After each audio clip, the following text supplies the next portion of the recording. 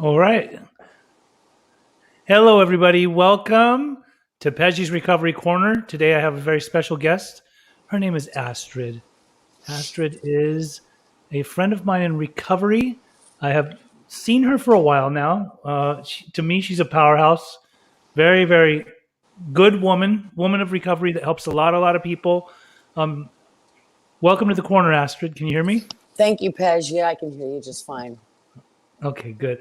So I want to thank you for agreeing to do this because obviously we know each other from various recovery circles, and there's a lot of stuff that we kind of talk about in our own community, but like when it comes to I think that when it comes to trauma and how it can lead into alcoholism and addiction, um, our community sometimes frowns upon us being more vocal about it because the community doesn't want to be exposed. So we don't really need to talk about that community today. Let's talk about what the topic is today. So the floor is yours. I'm going to ask you a few questions and then you can go ahead and flow because I know you flow really well. Um, for one, who is Astrid? Where are you from? Where were you born? And how were you raised? Gosh, well, I live in Sherman Oaks, California. I had my early childhood development in Princeton, New Jersey. My dad got his bachelor's at Harvard, his master's at Columbia, and his PhD at Princeton. And we lived in Princeton, New Jersey, and my dad was brilliant and scholarly, and my mother was a war survivor. And the two of them were just the perfect storm for screaming and spanking and trauma. And nobody had any tools or very little tools to really navigate healthy relationships or love each other or raise their children upright. And then we moved to California when I was 8 and a half. And, eventually you find drugs and alcohol, and that sort of quiets the pain from the stuff that happened in early childhood. But it all still sits there in the basement and sort of simmers until you're ready to get at it. I am a massage therapist in LA. I have a job. I'm a productive member of society. I'm healthy. I've got a daughter in my life. I've got healthy relationships. I've mended the relationship with my mom as far as you can possibly mend it. And I think that's about it. I mean, yeah. Okay, so you mentioned, and I think you and I both can relate to this. Your mom's German, right? Yeah.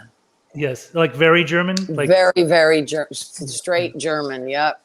okay, and I don't know if you know this or not. I was born in Berlin, and both of my parents are Iranian. They met in Germany, being two. One was already finished kind of with school, which was my father. He's a little bit older than my mom, and my mom met him there, and that's where they had me. They had me and my sister in Germany. Cool. So really, like I am actually a German citizen, and I think that my dad took on a lot of traits, not just from what kind of like in Germany people are pretty stern and at least that's the way I think that I think coming from Iran already growing up in a stern household then moving to a place like Germany, I think it was just what he knew, and so there was a lot of yelling and there was a lot of abuse, and I believe that that's where a lot of PTSD occurred for myself. So can you expand on that a little bit more on how what your experience was during those times of growing up? Yeah. Well, what's interesting is that children really don't have any language until about 2 or 3.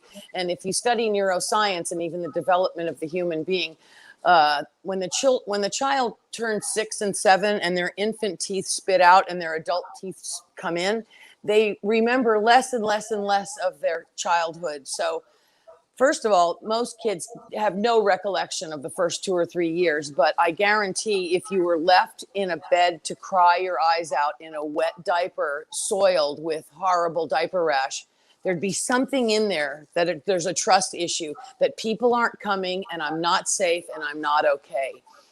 And then as you get older, when there's screaming and yelling, there's 3 daughters and my mother. So My bigger enemy is females because I fought the most with females. So I don't even know, but as I grow up and I go into the ecosystem out there, I'm a little more tame with males, but with females right below the surface, I'm going to poke at you. I'm going to agitate you. I'm going to stab you in the back. I'm going to talk smack about you. And then when you hate me and you throw me away, I'm mortified and I try to come back and clean it up. And I put the terrible cycle in motion over and over and over again. And, you know, I just don't have the tools to function properly. And this limited capacity to form healthy relationships as a child, I'm going to take that into adulthood. If I don't learn it in early childhood, you don't necessarily learn it later. That's why there's so many therapists out there, and we still don't get very far often. Mm-hmm. Okay, so growing up in this this household that sort of had a lot of turmoil and drama, let's say, what happened? Like, when did you turn to drugs and alcohol? Or was there any kind of other abuse, like besides the verbal abuse and perhaps physical abuse within the household? Was there any other kind of abuse that you endured before anything? Yeah. So my mother is a classic narcissist, and there are several different forms of narcissist. By the way, narcissistic is a personality disorder. It's not a mental illness. Personality disorders can be treated. Mental illnesses you're born with, which is something like schizophrenia, bipolar, which, you know, I still have, it's a gray area with bipolar. Some people are absolutely born with bipolar or manic depression, and other people develop it later on in life, I think, because of the warped ecosystem, and they're in an environment over and over where it exacerbates the personality to the point of your brain chemistry just can't take much more. But my mother was a screamer and a spanker, and she also had no capacity to self-reflect or to apologize. So you could be in the kitchen with her and she drops and smashes a plate and she says, "Look what you did. You made me smash the plate." And you literally get hit. And so you get very confused at an early age of, I don't think I did it, but did I do it? And she'd always introduce the children, like my oldest daughter, my oldest sister, she would say, "This one reads a lot." And she'd, you know, point at the little one. "This one rides horses." And then she'd point at me. "This one's just no good. She's bad," you know, and she'd air out my dirty laundry no matter what stage of development I was in. "You know, she got caught smoking a cigarette. You know, she shoots heroin." I mean, she just, like, the shame and the guilt and no capacity to hold your child in high regard or protect your child or give them any kind of outer skin. You're always totally terrified of what they're going to do. You're never, ever, ever safe. You're not cherished. You're not adored. You're not loved. At a very early age, pretty much you want to kill yourself. Felt less than. You felt less than. Yeah, right.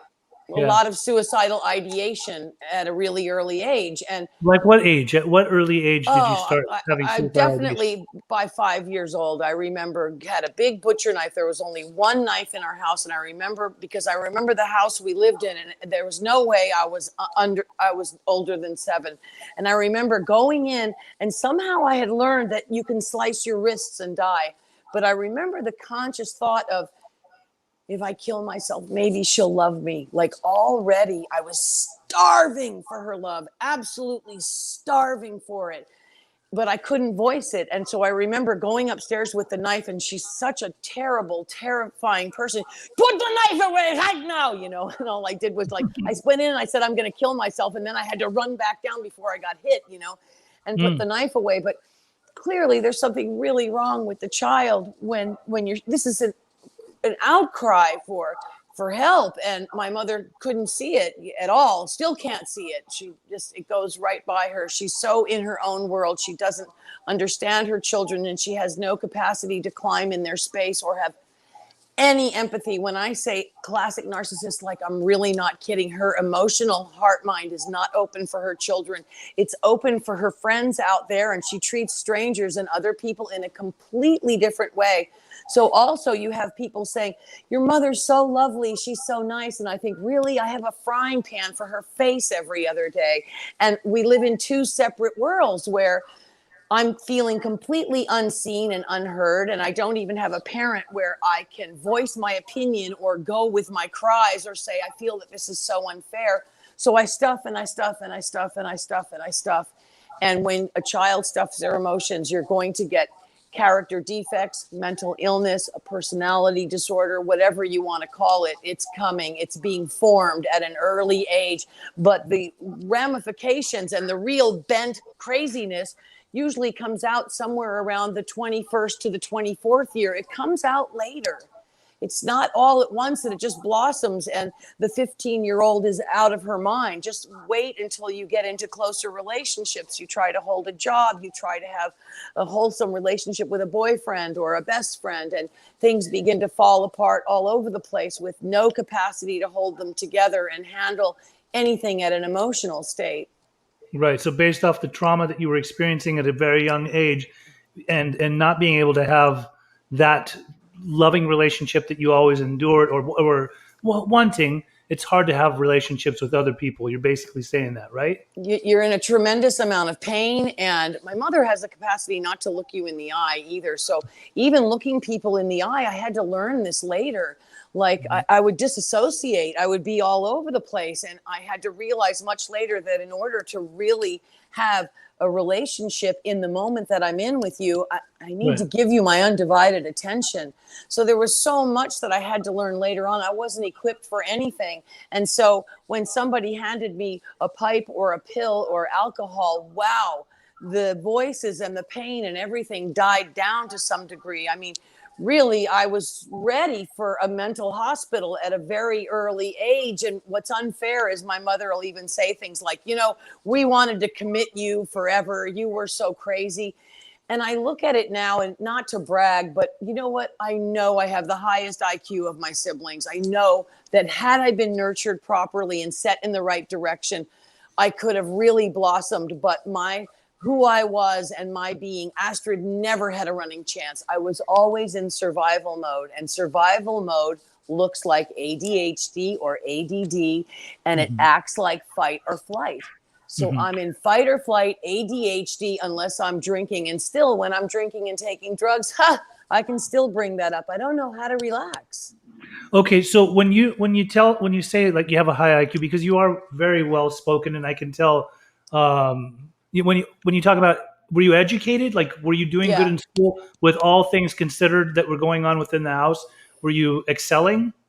I would say I was a C student because I had the attention span of a hummingbird. I also severe dyslexia, undiagnosed.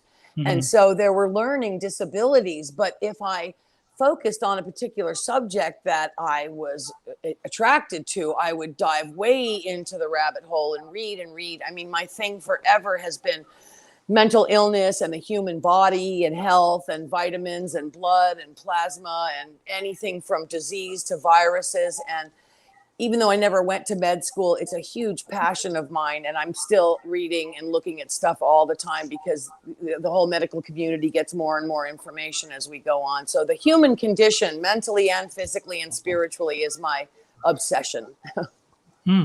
Okay. So you said that you had to turn at some point to the pipe, the pill, how old were you when you first started using or drinking anything? I was 12 years old. Okay. And what was it that you first used? It was alcohol. And how did you get alcohol at the age of 12?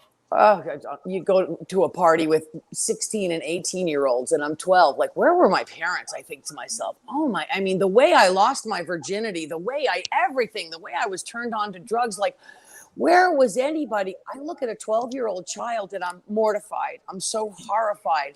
So my innocence was stripped away at a very early age. And on top of that, I was very defiant. So I was going to go to those parties and hang out with those people, and you're not going to tell me what to do. Right. But an ego of a child like that, actually right below the surface, really wants a stopping.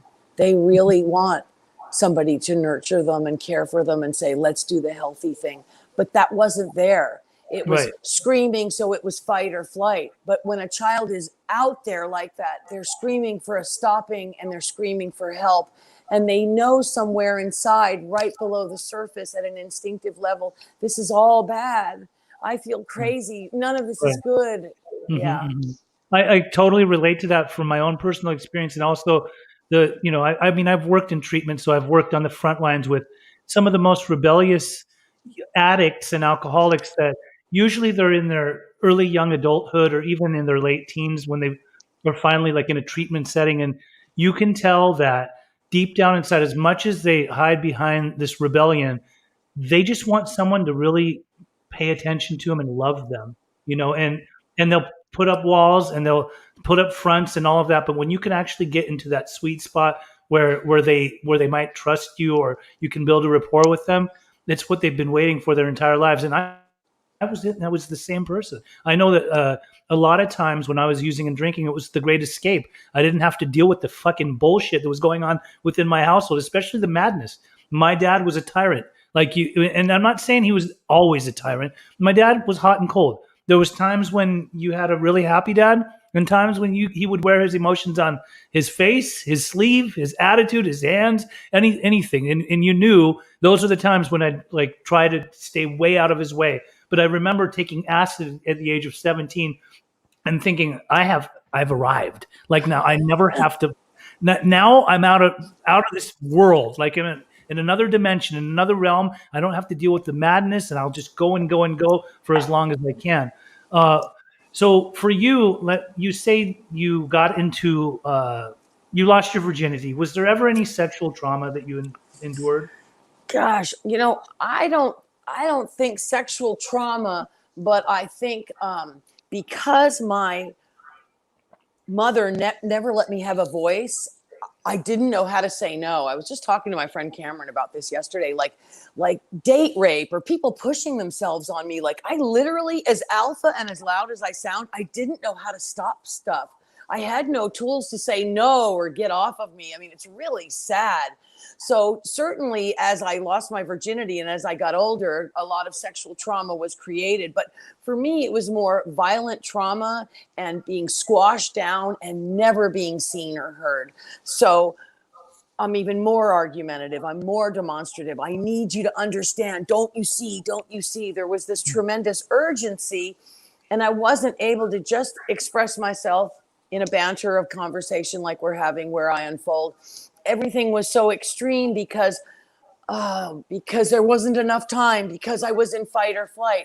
So no sexual trauma at a young age, but a lot of violent spanking trauma. If I am in a store and I hear a parent yelling at a kid, I lose my mind. Still to this day, I want to go over into that aisle. I want to make sure the kid's okay. And I've been known to stop people dead in their tracks in restaurants, on the street. Yep. Literally, I can't stop myself. Oh Yeah, no, the Astrid that I know, I wouldn't be surprised one bit. I exactly. completely Yeah. understand. Um, okay, so you started using at 12, but like into your teenage years, were you heavy? Like, did it become heavy? When did it become a major Yeah. problem? Well, I started drinking every night of my life by the time I was 16.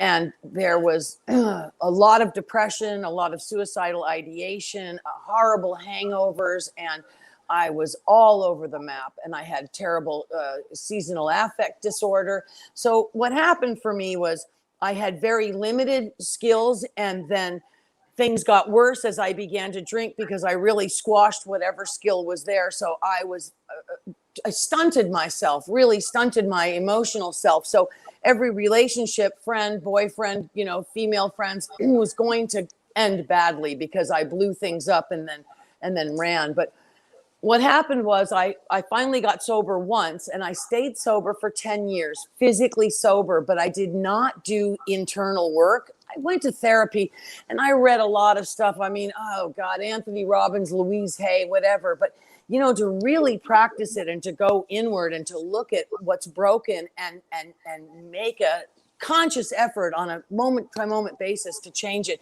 wasn't there. So when I relapsed, that second time around was just unbelievable. I mean, Wow, I went all the way down into the streets. I have 23 prostitution cases, 18 drug and alcohol related cases, 6 drunk drivings. I mean, like knives and guns and overdoses and dead bodies and turning tricks in the street and people putting guns to your head and people overdosing and just like forget the trauma before. Now Now you're really causing yourself some newfound trauma. Yeah. Okay, Yeah. so I did not know that you had actually been sober for 10 years. So at a certain, how old were you when you got sober that time? I was 28. And were you like introduced to the recovery world, sobriety, like a 12-step program or something? Yeah, I went to treatment for 60 days Uh-huh. and I came out and I did the best I could, 90 meetings in 90 days, but I was so nervous. I was so scared. And when it says stick with the winners, like I think of the people that I hung out with and the people that were my sponsor. Please, I'm not trying to diss 12-step programs, but it's often the blind leading the blind. It really is. It can be very dangerous and unhealthy. And believe me, I love 12-step programs, but you don't want to put your whole life just into somebody's hands that you don't know that also comes from trauma, because they may be very limited with really poor direction. And the next thing you know, you're just chasing your tail and possibly even re-injuring or creating more trauma as you're physically sober. And I think that's why a lot of times you'll see somebody that is totally anti 12-step program, because they'll say, I came in there and certain things happened which just triggered me and made my trauma erupt more, or I couldn't handle, or I couldn't trust that person. So, I mean, I've always been of the mindset, now that I've been in recovery for a while, that if you're going to pick somebody to guide you, perhaps you want to see how awakened they really are. And that depends on if they've done the work and they live the work and it's their essence. And not just when you say the blind leading the blind, I hear a lot of horror stories. I hear a lot of people that call themselves sponsors that like to air out their sponsees' dirty laundry, whether it be personal information that's being shared in a meeting or to other people or whatever. But yes, definitely, I get that. So during that 10 years time, you were dry. You were basically just dry. And so what happened? You then, all the prostitution and everything you got caught up in, this was as a result of you not doing the deep inner work. Then what? Like what happened that you got sober, or did you just go out for a while? What happened when I got sober the second time, the last time? Well, how long were you out after I the was 10 out years? 3.5, 4 years, but really out. Like there was no way I was coming back. I mean, I left my house. I couldn't even remember what my driver's license number was, Social Security, like gone, like walking the streets. Even when I say prostitution in the street, like I didn't sleep in a hotel, you guys. I wasn't dancing from a pole. I'm talking about turning tricks in a guy's car for $50 and buying more crack cocaine and staying as high as I can. And maybe for real, sleeping one day a week till the psychosis was so gone, I could not differentiate the true from the false. And now I have all this trauma on top of the other trauma. I'm so damaged and I'm so broken. And that's what we see in the streets. Just fractured people that never had a chance. I want to tell you that in the 12-step programs, there's a piece of literature that says there are those who have grave emotional and mental disorders, but they do recover if they have the capacity to be honest. There are cannots and there are will nots. I really picked that apart. And you know what? The cannots cannot be constitutionally, they're constitutionally incapable. They're so much pain and so much trauma. Staying sober for a week is just killing them. Like they need so much help, so much human help, that if you study how trauma works in the body and how it works at a cellular level, to be quite honest, people that come from severe trauma, it's not all that smart to start writing or doing a 4th step or talking about it in a group setting. If you look at the vibrational frequency or the cortisol levels, you can actually just put the person in fight or flight and put them in a horribly dissociated mode, where we can see in 12-step programs that people actually go out in the middle of a 4th step. They have a lot of problems. And Bill and Bob in the 12-step program, they weren't capable. I mean, they did the best they could, but we know so much more about neurotransmitter and brain chemistry and the heart and the mind, and how they connect, and the process of just being okay or accepting things or being able to even look at things.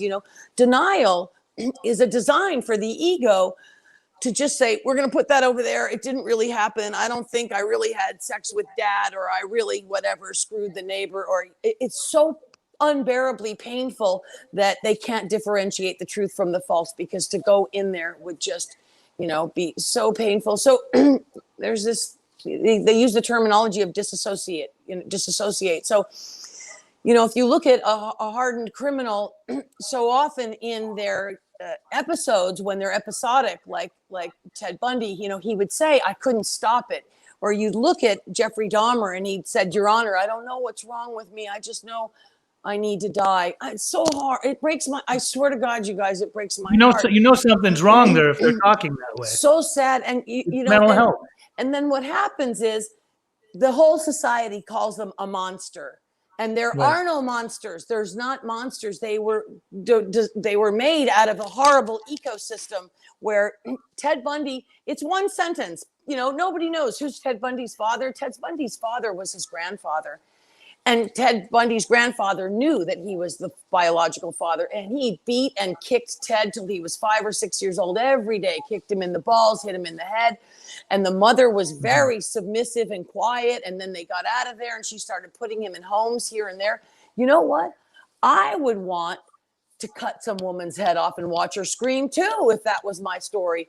I'm 61 and I wouldn't be able to handle finding out my grandfather's my father. How do you ever process something like this, And so if you look at any criminal that has dissociative episodes, you'll see that clearly their trauma has caught up with them again and they can't stop themselves. I don't know what it is. It's something evil. I've just run by it. And so on a smaller level, I'm just run by, I don't know. I just got to get high. I can't stop. I don't know. I'm going to the liquor store. I'm going to the store. I don't care. I'm taking the money out of the bank. I don't know. I'm just going to smoke it. And you can tell that you sort of go blind in that moment. There's a dissociative thing and I'm doing this and I'm beelining towards it and nothing's going to stop me. If this isn't spoken about at a group level, you can't see what you can't see. And then what are you ever going to offer God, or how are you going to rise above and be a better version of yourself if this isn't even talked about and you're just a monster? Or God forbid, somebody has to do a fourth step and they molested somebody. Oh, that's a big taboo. Oh my God, he was 14 and he did something to a 5-year-old. How do you get through that? And surely he was molested. So where is the salvation, or where are we going to open up a space and talk freely even and embrace these people? You're absolutely right. And embrace the child molester and the murderer. That's me. That's me. I love a good killer. Yeah, that's me. I mean, at the end of the day, they are children of God just as much as any of the rest. It's really interesting. You and I could walk into a recovery room, a room of 150 people. And if we were to see who has been sexually molested, or just, there's been some kind of major trauma, whether it be sexual trauma or some kind of trauma. I had my own personal traumas. That's one of the things that I definitely drank and used over. But if you were to look at a room full of 150 people, at least 85% of them have had some extensive trauma, if not more, right? Even the Bill and the Bob that you speak of, people don't really know this, but they've both had trauma in their past. It's just not talked about in the 12-step community. Everybody praises them for creating such a wonderful, amazing program that helps millions of people. But deep down inside, there's a reason why they were probably drowning out their sorrows and whatever they had going on for their own purposes with alcohol and whatever else they were doing. But regardless of that, so you then got sober. You, after being out for about 3 years, as you said, what made Astrid make that absolute decision it's time to go get help? I mean, you already had a taste of sobriety, just not the way that some people do sobriety. Well, to bring trauma into this, I kept trying to get sober, and every time I'd go into jail and maybe I would go to a rehab, the pain of me leaving my child was so unbearable that I really should have gone to a trauma center because I couldn't handle it. I'd be in there for 10 days or 14 days or 30 days, and I would just weep and weep and weep. The remorse and the pain was horrible. We are not sociopaths. I'm not disassociated. My heart is broken that the alcoholic abandoned her child and gave it to somebody else. So I would relapse over and over and over. And then somebody handed me these tapes by this guy, Bob Anderson, Primetime. And he was the first person that ever said the main part of the illness actually centers in the alcoholic or the addict's mind rather than her body. And then I'm going to be the exact same woman, drunk as I am sober. And I'm like, oh man, I'm so crazy and I'll cuss you out, drunk or sober. And I hate everybody, drunk or sober. And I have relationship issues, drunk or sober. And it goes on and on ad infinitum. And I thought, wow, sometimes people look at these programs in such a limited way. If you just get rid of the pipe, everything's going to be okay. You know, if I could just get my boyfriend to quit, I know we're going to have an amazing life. Oh, no, you're not. You're going to uncover Godzilla and it's going to come out of the basement and it's all untreated and it's never looked at anything. It's never dealt with its pain, you know, including me. And there's, you've got to really, each individual traumatic person needs to be held in a very careful level. This isn't one shoe fits all feet. It's not a cattle line, a cattle call, you know? So for me, the pain was so unbearable. But when I finally heard somebody say that I'm going to be the same woman, drunk, sober, a big light went on. And that he said, I have no business being in the past or in the future unless I'm in an inventory because they're just too painful for the average alcoholic / drug addict. And I was like, wow. And so I started practicing not retrieving anything from the past and not projecting anything into the future. And let me tell you, it takes a tremendous amount of focus. So I'm actually rewiring my whole conscious and subconscious mind to be in the present moment. And the first 2 years, that's all I can do is just continue to focus and get back on track and get back on track. And I used a God because I don't want to, for me, it can't be self-help. I don't want to repair Astrid. So what I would do is I would say, God, help me stay in the moment. God, help me stay away from my resentments of the past. God, help me stop thinking how much I hate my mother. God, help me stop being afraid that I'll never see my daughter. And I would just practice stay, you know, just be grateful. There's shoes on your feet. There's money in your pocket. You got a bed and a toothbrush. And I just took mouse bites. I mean, the most beautiful thing was my life was blown up to absolutely nothing. I had no car, no bicycle, no cell phone. I had nothing. And I remember thinking, I'm not a wife. I'm not a mother. I'm not a massage therapist. I'm not a daughter. I'm nothing. I remember thinking, I'm nothing.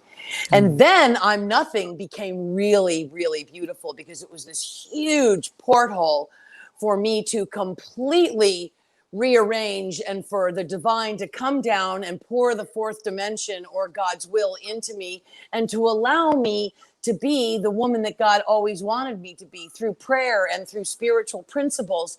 So I believe that everybody is wired for a genius inside of all of us, but we must get rid of whatever is blocking us. And so all of these stories and these fear and even that can't happen for me, or I don't believe in that, everything needs to be weeded out and weeded out and weeded out so that you literally stand naked in front of the universe and say, okay, where are we going? Me and you, infinite power, but mostly you. And there is truly a quantum field. And anyone that's been in it knows it. And when you start to live in that place, the genius rises and you become much more addicted to being with the genius than you do to arguing and screaming at people and getting in lines and flipping people off and writing hate mail.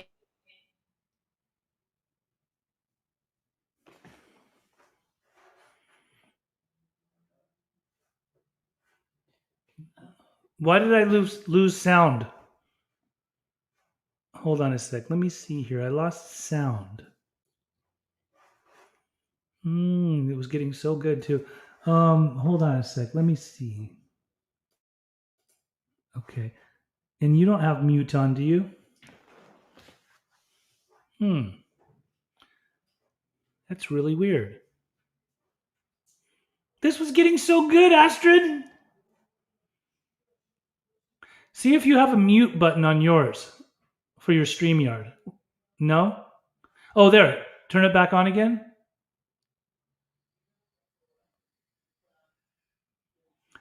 You have it muted now, so try to push that, whatever you pushed.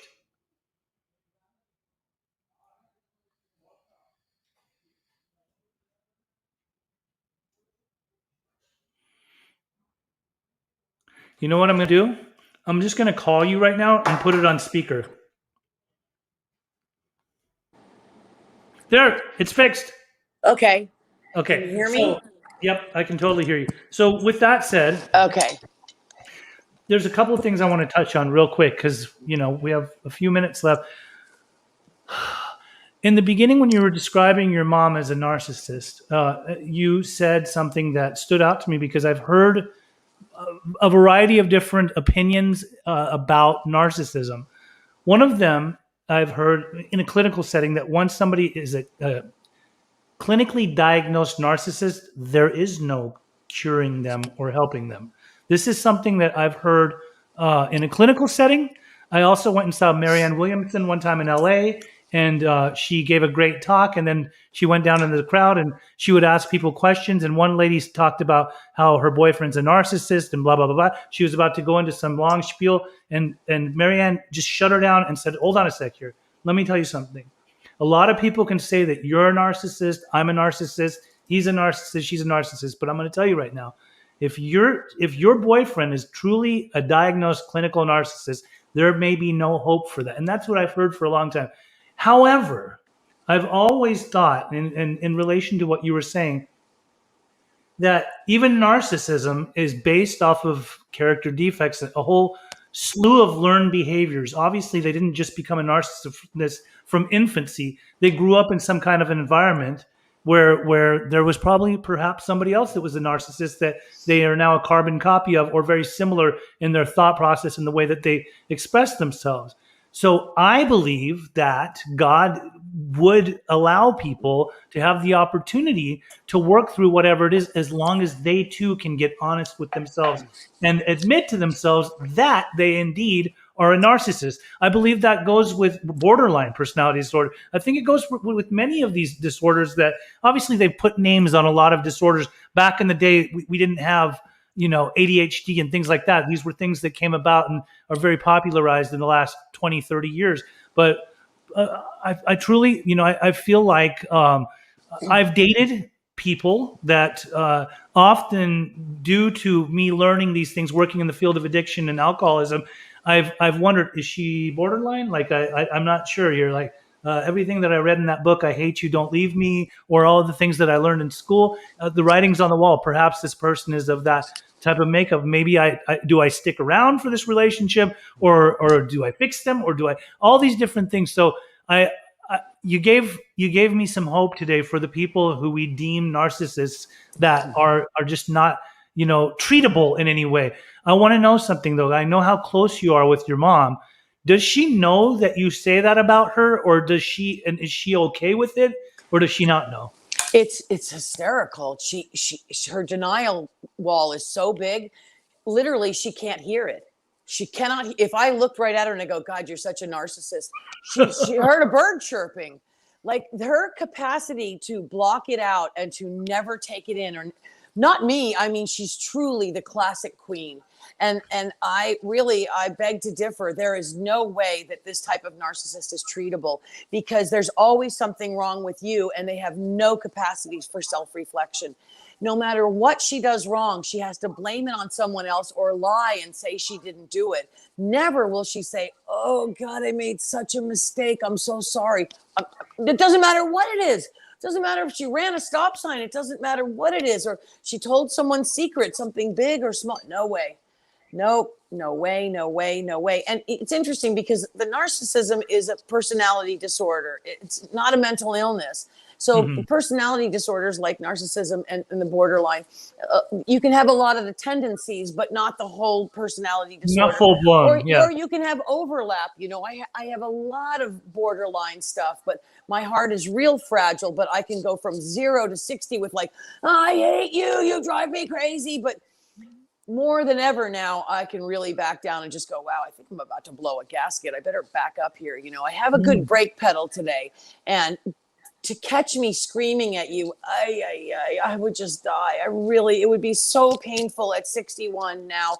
I maybe lose it and scream at somebody maybe 2 or 3 times a year. And that used to be for certainly weekly. Absolutely. Maybe even daily. Like, you don't even, I mean, I just bullied people all over the place. Well, they're idiots, you know, Right. just so thin skinned. So the kind of narcissist my mother is, no way. Nope. And she'll never cry for her. You know, my sister's so drunk right now, my older sister, and my mother always says, what can we do about Jeanette? What can we do? And I said, you know, she doesn't want what we have. Come on, tell me, we can do something, you know. And I said, call her up and tell her you love her. My mom can't say I love you. She goes, I'm not going to do this. Why do I tell her this? It's a lie. I don't. I'm not going to call her up and tell her lies. And I'm like, wow. Like, that's how it's so strange. It's the most peculiar. And the narcissism for her was developed in the middle of a war. Her father was a horrible, tyrannical beating. I mean, he would beat her whole body and face black and blue. Her eyes would be swollen shut. He broke her ribs and her vertebrae and smashed her all up so many times that no matter what happened, she'd say, I didn't do it. I didn't do it. I didn't do it. I didn't do it. You have to understand, and then you can have more empathy for baby Edith, even though she's still a royal bitch now. But that baby Edith had to say, I didn't do it. I didn't have any, I didn't say it. I wasn't there. I didn't, because the punishment was so severe when she was a child that it's just leftover residual, but it's so ingrained and set in cement that no way. I've cried my eyes out. I have videos of me speaking so nicely. Please just listen. You're lambasting me. And I'm like, please, I'm not lambasting you. I just want to have a conversation. Wow. No way. I love when we come into the path of recovery and we do that work to figure out who we are. And then we tap into that other level of consciousness, which is definitely a spiritual quality and a different type of lifestyle. I love when we can actually delve deeper into not just our upbringing, but those people around us that we learn those learned behaviors from, and seeing what their history is and becoming compassionate to that and knowing that they did the best that they could do with what they had. I can't hold this shit against my dad for being the tyrant that I envisioned him to be, because my dad was definitely the type of person that he could blow a gasket and totally get upset and be abusive physically, mentally, verbally. But he was also the type that would come in about a half an hour later and try to caress me and tell me he was so sorry because he felt so guilty for what he had done. And it would make me think, where did he grow up? Who was around him? Who did this to him? Who hurt you? Who hurt him? You know, like why is it that he gets so pissed and then he's so remorseful afterwards? And then what will I become? Because that's exactly what I became. I get into these relationships where I became a replicated version of my father. And I'm happy to say that luckily, when I got sober, my mom was already brown belt Al-Anon. Whoops, I just split on that one. My mom was in one of those programs that's for the loved ones, and I was her qualifier. And then my dad followed suit about 2 years later after he realized that we couldn't really have a good relationship unless that he did the work. And once he did, now it's all laughs and giggles and fun, and we get to enjoy each other's company. So, Astrid, you're a powerful force. I love witnessing your recovery. You are a person that a lot of people look up to. I learn a lot from you. I can tell that you've done some great work on yourself, and you help a lot of people. And I hope that I hope we have many more like you that continue to carry on that altruistic lifestyle, so that we can be of maximum service to our fellows and be there for them. Is there anything else you want to talk about before we sign off? No, I mean, it's an endless topic.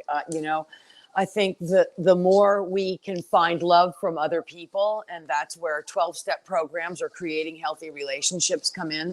And I've learned to nurture my friendships, really nurture them, and tell people that I love them. and they tell me that they love me, and we really express it. And I call people back, and I show up on time, and I'm there for other people. I don't go to my hardware store ever again to get milk. If there was a really bad, tragic thing in my life, my mother's the last person that I'll call. And so often people even just get stuck in that pattern thinking this time she'll be nice.